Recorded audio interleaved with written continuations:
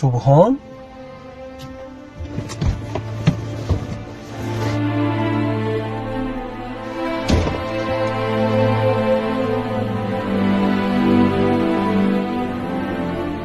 سلام سبحان جون نه سوز سلامتی نه مرسی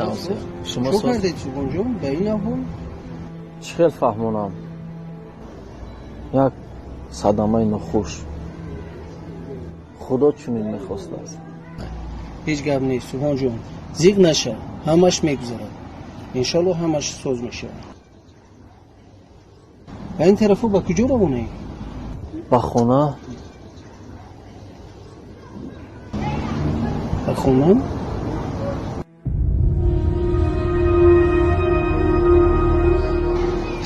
سبحان جان و توی یک گپ میگم که خودت رو به دست گیر سلامتیت رو اهمیت گیر در نبودن تو کارخانه اومده خانهتون رو گرفت و دیگر کس دادن در خانه شما عین حال دیگر کس زندگی میکنه و در اونجا شما رو راه نمیدیم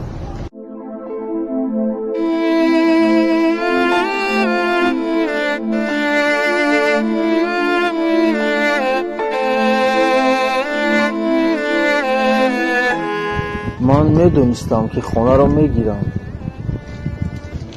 اما نمیدونستم که اینقدر بر وقت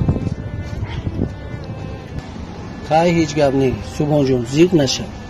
یا به خونه ما میرویم مهمان میشوی تا کارهایت جابجا کردن صاحب کار شدن سلامتیت رو نگاه میکنی رحمت همسایه من جا دارم رحمت برای همدردی بین سبحان جان زنده هر باش خدمتی باشد ما همسایه کو خب رحمت